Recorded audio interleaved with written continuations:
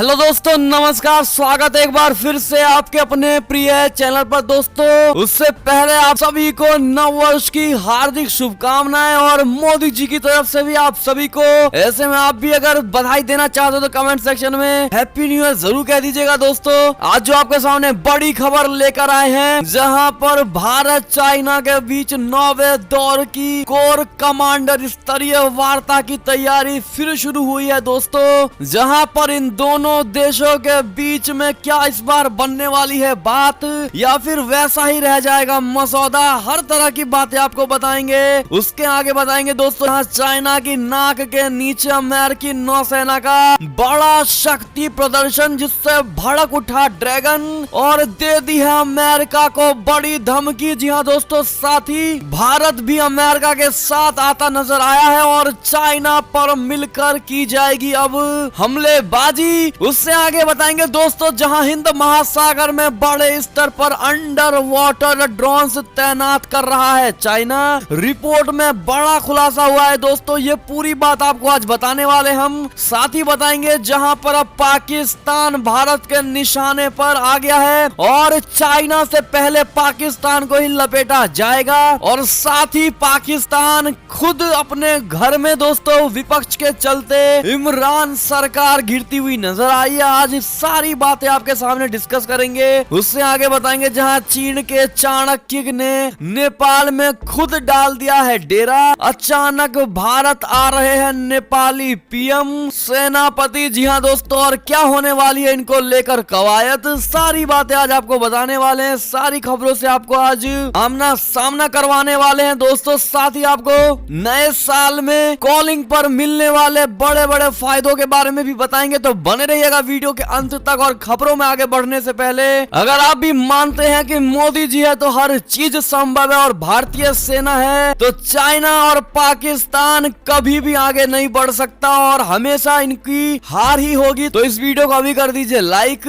Channel को कर दीजिए सब्सक्राइब, बेल आइकन दबाइए, साथ ही कमेंट बॉक्स में लिख दीजिएगा जय हिंद। जी हाँ दोस्तों, तब चलते हैं पहली और सबसे बड़ी एक्सक्लूसिव खबर की तरफ, जहां पर भारत चाइना के बीच 9वें दौर की कमांडर स्तरीय वार्ता की तैयारी जल्द आ सकती है कोई इनको लेकर तारीख। जी हाँ दोस्तों, कोर कमांडर स्तर की 9वें दौर की बैठक यानी कमांडर लेवल मीटिंग को लेकर भारत और चीन परामर्श कर रहे हैं। चीनी रक्षा मंत्रालय के प्रवक्ता सीनियर कर्नल तेन फेकेई ने गुरुवार को यह जानकारी दी है। मालूम हो कि भारत और चाइना के बीच 8 दौर की कोर कमांडर स्तर की वार्ता हो चुकी है, लेकिन दोनों देशों के बीच इस साल मई में गतिरोध के जो हालात बने थे वो अब तक जारी है। यही नहीं दोस्तों, पूर्वी लद्दाख में एलएसी पर तनाव घटाने और सैन्य बलों की वापसी को लेकर अब तक कोई ठोस प्रगति सामने नहीं आई है। कर्नल तेन केफेई ने ऑनलाइन मीडिया ब्रीफिंग में कहा कि कोर कमांडर स्तरीय वार्ता के 8वें दौर के बाद से दोनों देशों ने सैनिकों की वापसी के मसले पर परामर्श जारी रखा है। चीन ने सैन्य और राजनयिक चैनलों के जरिए भारत के साथ संवाद बनाए रखने को तैयार है, तो वहीं चीनी सेना रक्षा मंत्रालय की वेबसाइट में कहा गया है कि सीमाई इलाकों में हालात सामान्य है। भारत से अपेक्षा है कि वो चाइना के साथ समान लक्ष्य के साथ काम करे। आपको बता दें कि दोनों देशों के बीच विदेश मंत्रियों के स्तर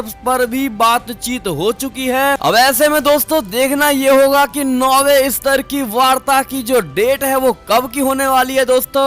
लेकिन अब आगे आने वाले इस 9वें वार्ता में कयास ये लगाए जा रहे हैं कि जिस प्रकार से 2020 में यानी पुराने साल में चाइना के साथ कोई बात नहीं बन पाई, शायद इस नए साल में नए सिरे से बात बन पाए। लेकिन आप लोगों को ऐसे में क्या लगता है दोस्तों, क्या फिर से चाइना के साथ बात नहीं बनेगी या बन जाएगी? क्या मानते हैं आप लोग, कमेंट करके जरूर बताइएगा। लेकिन दोस्तों, अगर बात नहीं भी बनती है तो हमारा भारत किसी भी प्रकार से झुकने वाला नहीं है, क्योंकि जिस प्रकार से राजनाथ सिंह ने हमारे भारतीय सेनाओं को लेकर बड़ी बातें कही है दोस्तों, और कहा है कि इस बार अगर चाइना किसी भी तरह की पहले की तरह हरकत करता है तो चाइना इस बार भूल जाए कि भारत उसे नजरअंदाज करेगा नहीं, भारत किसी कीमत पर नहीं छोड़ने वाला। ऐसे में दोस्तों, आप लोगों की जो भी राय होगी कमेंट करके जरूर बताइएगा दोस्तों। एक और खबर की अगर बात करें तो चीन की नाक के नीचे अमेरिकी नौसेना का का शक्ति प्रदर्शन, भड़के ड्रैगन ने दे दी है बड़ी धमकी। बता दे दक्षिण चीन सागर में चल रहे तनाव के बीच चाइना ने अमेरिका पर आरोप लगाया है कि उसने ताइवान जल डमरू मध्य में गुरुवार को सुबह अपने 2 जंगी जहाजों के जरिए शक्ति का प्रदर्शन किया। चाइना के इस आरोप पर अमेरिकी नौसेना ने भी करारा जवाब दिया है। अमेरिकी नौसेना ने कहा है कि विध्वंसक पोत USS मैकन और USS कर्टिस बिल्लर ने अंतरराष्ट्रीय कानूनों के तहत ताइवान जल डमरू मध्य मार्ग का इस्तेमाल किया। अमेरिकी नौसेना ने अपनी वेबसाइट पर एक बयान कहा है कि पोत की आवाजाही मुक्त और खुले हिंद प्रशांत क्षेत्र के लिए अमेरिका की प्रतिबद्धता को दिखाती है। चाइना के रक्षा मंत्रालय ने घटनाक्रम को शक्ति का प्रदर्शन और भड़काऊ कदम बताते हुए कहा कि इससे ताइवान के स्वतंत्र बलों को गलत संकेत दिया गया और ताइवान जल डमरू मध्य में शांति और स्थिरता को नुकसान पहुंचाता है। जी हाँ दोस्तों, ऐसे में नुकसान पहुंचा है। जी हाँ दोस्तों, ऐसे में आप साफ लहजे में समझ सकते हैं कि चाइना किस प्रकार से भड़क गया है दोस्तों अमेरिकी नौसेना का इस शक्ति प्रदर्शन को देख के, और जिस प्रकार से चाइना ने धमकी दी। ऐसे में अमेरिका जैसा देश तो कतई भी नहीं डरने वाला। इस पर आपकी क्या प्रतिक्रिया होने वाली है दोस्तों, जरूर बताइएगा। और अगर आप भी ये चाहते हैं कि अमेरिका को इसी प्रकार से चाइना को धमकाना, डराना और रुलाना चाहिए, तो आप भी कमेंट सेक्शन में भारत भी ऐसा करे जरूर लिखकर बताइएगा दोस्तों।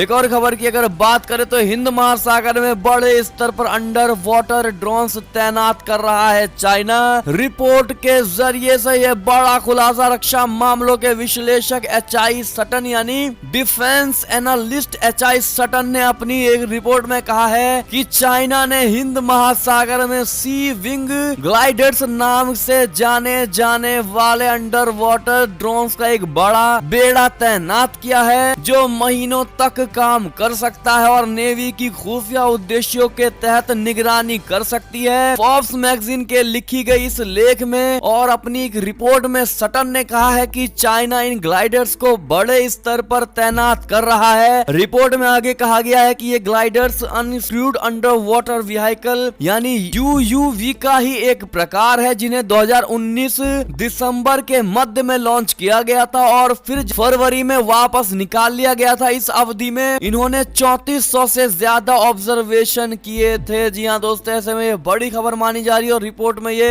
हिंद महासागर में बड़े स्तर पर अंडर वाटर ड्रोन तैनाती को लेकर बड़ा खुलासा हुआ है दोस्तों। ऐसे में आप लोगों की क्या प्रतिक्रिया और राय होने वाली है कमेंट करके अवश्य बताइएगा दोस्तों। और खबर की ओर चले तो चाइना के चाणक्य ने नेपाल में डाला है डेरा। अचानक भारत जा रहे नेपाली प्रधानमंत्री के सेनापति। बता दें आपको, नेपाल के गहराते राजनीतिक संकट में अब लड़ाई सीधे चीन बनाम भारत की होती नजर आ रही है। चीन के चाणक्य कहे जाने वाले कम्युनिस्ट पार्टी के उप मंत्री गुओ येजू ने जहां नेपाल में कई दिनों से डेरा डाल रखा है, तो वहीं अब नेपाली PM के खास दूत विदेश मंत्री प्रदीप ग्यावली भारत की यात्रा पर जाने वाले हैं। नेपाली विदेश मंत्री ने इसकी पुष्टि की है कि वो अगले महीने भारत की यात्रा पर आ रहे हैं। नेपाल के ताजा राजनीतिक संकट के बीच ग्यावली की ये भारत यात्रा काफी अहम मानी जा रही है। ग्यावली ने नेपाली अखबार काठमांडू पोस्ट से बातचीत में कहा है कि मैं जनवरी में नई दिल्ली जा रहा हूं, लेकिन अभी इस यात्रा की तिथि निर्धारित नहीं हुई है। सूत्रों के मुताबिक नेपाली विदेश मंत्री 13 से 14 जनवरी या 14 से 15 जनवरी को भारत की यात्रा पर जा सकते हैं। ग्यावली नेपाल भारत जॉइंट कमीशन के 6वें दौर की यात्रा का प्रतिनिधित्व करेंगे। भारत और नेपाल के बीच द्विपक्षीय मुद्दों के हल के लिए ये सबसे महत्वपूर्ण तंत्र होने वाला है। जी हाँ दोस्तों, समय बड़ी खबर मानी जा रही है और जिस प्रकार से नेपाल में अभी चाइना अपनी राजनीति चल रहा है दोस्तों और नेपाल को अपनी तरफ करने की कवायद में लगा हुआ है, ऐसे में नेपाल का इस भारत दौरे को काफी अहम माना जा रहा है दोस्तों। इस पर आपकी क्या राय होगी जरूर बताइएगा। एक और खबर की ओर चलें दोस्तों, तो चाइना ने फंसे भारतीय नाविकों के मुद्दे पर कहा किसी जहाज को रवाना होने से कभी मना नहीं किया हमने। जी हाँ दोस्तों, चीन की बंदरगाह पर बंधक बने भारतीय जहाजों को लेकर अब चाइना की तरफ से प्रतिक्रिया सामने आई है। चाइना ने बुधवार को कहा कि फंसे हुए भारतीय नाविकों के पीछे का वास्तविक कारण ये है कि जहाज पर माल ले जाने वाले वाणिज्यिक हितों के कारण अपनी योजना को खत्म नहीं करना चाहता है। भारत में चीनी दूतावास के प्रवक्ता काउंसलर जी रोंग ने कहा है कि चीनी अधिकारियों ने किसी भी पोत के प्रस्थान से कभी इनकार नहीं किया। प्रवक्ता ने ट्विटर पर कहा कि चीनी अधिकारियों ने भारतीय पक्ष के साथ निकटता से संपर्क किया है और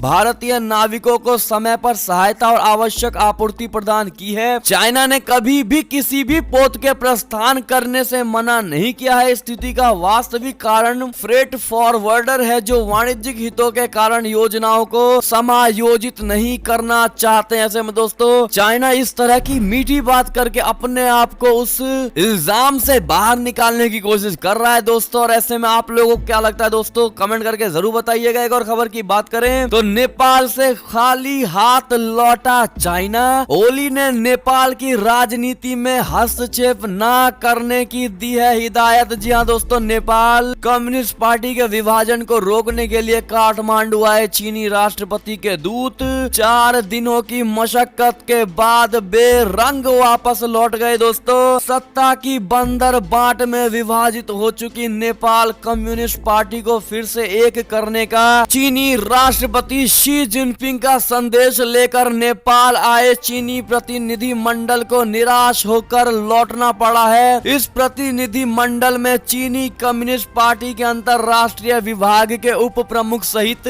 दिग्गज चीनी नेता थे जिन्हें नेपाल इसलिए भेजा गया था ताकि नेपाल की राजनीति में चीनी पकड़ कमजोर ना हो पाए। जी हाँ दोस्तों, ऐसे में साथ ही आपको बता दें जहाँ नेपाल में लोगों ने चाइना की बढ़ती दखलंदाजी के खिलाफ निकाला है मशाल मार्च। जी हाँ दोस्तों, नेपाल की आंतरिक राजनीति में चाइना की इस बढ़ती दखलंदाजी, जिस प्रकार से आपको बताया है कि चाइना के इस राजनीति को वहाँ के लोगों ने निकाल फेंका है दोस्तों और बेरंग चीनी राष्ट्रपति के दूत को बाहर निकाला है। आपको बता दें कि वहाँ की जनता ने उस चीनी को आने को लेकर बड़ा विरोध किया है दोस्तों। और विरोध भी ऐसा वैसा नहीं, नेपाल में जमकर विरोध हुआ है। नेपाल के सियासी संकट को सुलझाने के नाम पर आए इस चीनी प्रतिनिधि मंडल के नेपाल आने पर यहाँ के लोगों द्वारा विशाल मशाल रैली निकालकर इसका विरोध किया गया। बड़ी संख्या में लोगों ने सड़कों पर उतरकर नारेबाजी की और बैनर पोस्टर भी लहराए हैं। इन पोस्टरों में चीनी हस्तक्षेप बंद करने के साथ ही ड्रैगन द्वारा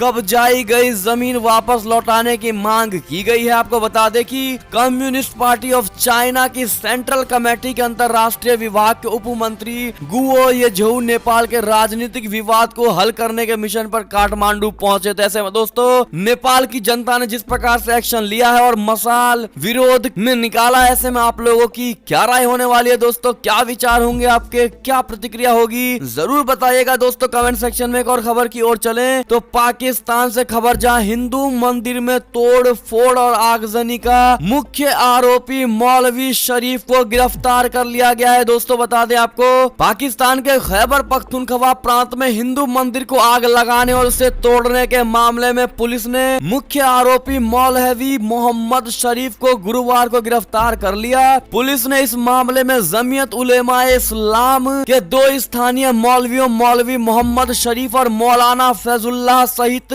सैकड़ों अज्ञात लोगों के खिलाफ FIR दर्ज कर ली है। दरअसल मंदिर के विस्तार का विरोध कर रहे लोगों ने मंदिर में तोड़ फोड़ कर आग लगा दी थी, जिसके बाद पुलिस ने 30 कट्टरपंथियों को गिरफ्तार कर लिया। खैबर पख्तूनख्वा में करक जिले के टेरी गांव में बुधवार को मंदिर पर हमले की मानवाधिकार संगठनों और हिंदू नेताओं ने निंदा की है। साथ ही आपको बता दें दोस्तों कि इस घटना के बाद सुप्रीम कोर्ट ने भी इस पर सुनवाई की है, जो कि 5 जनवरी को होने वाली है। आपको बता दें पूरी बात, सुप्रीम कोर्ट इस मामले की सुनवाई 5 जनवरी को करेगा। स्थानीय पुलिस ने पाकिस्तान की एक हिंदू मंदिर को तोड़े जाने के बाद अल्पसंख्यक सांसद रमेश कुमार ने गुरुवार को कराची में चीफ जस्टिस के साथ बैठक की और पूरे मामले की जानकारी दी है। दोस्तों इसके बाद चीफ जस्टिस गुलजार अहमद ने मामले का संज्ञान लिया। जिले के टेली गांव में बुधवार को हुई ये घटना के बाद सुप्रीम कोर्ट भी सदमे में आ गया है। दोस्तों ऐसे में अब क्या होने वाला है, इस खबर को लेकर हमारे साथ जुड़े रहिएगा दोस्तों। आपको हर हाल में हर तरह की की चीजों से अपडेट की जाएगी। और इस वीडियो को शेयर करना बिल्कुल मत भूलिएगा दोस्तों, ताकि ज्यादा से ज्यादा लोग इन खबरों को देख पाए, ताकि दोस्तों हमारी भी मेहनत सफल हो पाए। चलते और बड़ी खबर की ओर, जहां भारत से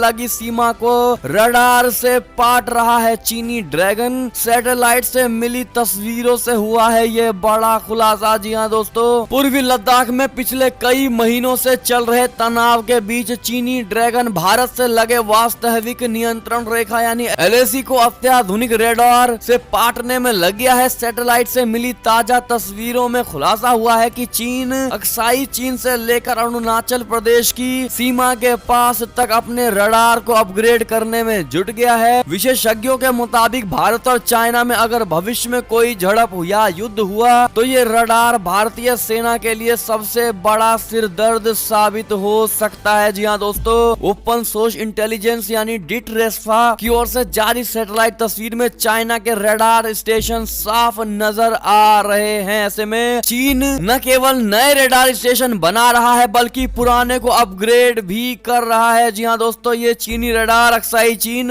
हिमाचल प्रदेश और उत्तराखंड की सीमा और नेपाल सीमा, सिक्किम में डोकलाम, भूटान और अरुणाचल प्रदेश की सीमा के पास है। जी हाँ दोस्तों, ऐसे में अब भारत क्या कदम उठाता है दोस्तों इस चाइनीज रडार को लेकर, अब ये देखना होगा आपको। जो भी खबरें चाहिए हम आपको सबसे पहले बताएंगे। ऐसे में अपनी राय, अपना विचार जरूर बताइएगा दोस्तों। और खबर की बात करें तो भारत रूस के बीच दूरियां बढ़ाने में लगे चाइना को तगड़ा झटका लगा, जहां रूसी राष्ट्रपति पुतिन ने कही है बड़ी बात, कहा रिश्तों में मजबूती के लिए करते रहेंगे हम काम। जी हाँ दोस्तों, भारत रूस संबंधों में जहर घोलने की कोशिश कर रहे इस चाइना को तगड़ा झटका लगा है दोस्तों। रूस के राष्ट्रपति व्लादिमीर पुतिन ने दोनों देशों के बीच द्विपक्षीय सहयोग बढ़ाने की वकालत करते हुए कहा है कि नए साल में संबंधों को और मजबूत करने की दिशा में कदम उठाए जाएंगे। उन्होंने आगे कहा कि रूस और भारत क्षेत्रीय एवं वैश्विक एजेंडों से संबंधित सामयिक मुद्दों के समाधान के प्रयासों के साथ साथ द्विपक्षीय सहयोग को और आगे बढ़ाने की दिशा में कार्य जारी रखेंगे। पुतिन का ये बयान दोस्तों ऐसे समय में आया है और पुतिन का ये बयान चाइना के लिए तगड़ा झटका माना जा रहा है दोस्तों, क्योंकि हाल ही में उसने कहा था कि भारत और रूस के रिश्तों में खटास आ गई है। ऐसे में दोस्तों रूस ने साफ कहा है कि जिस प्रकार से पड़ोसी देश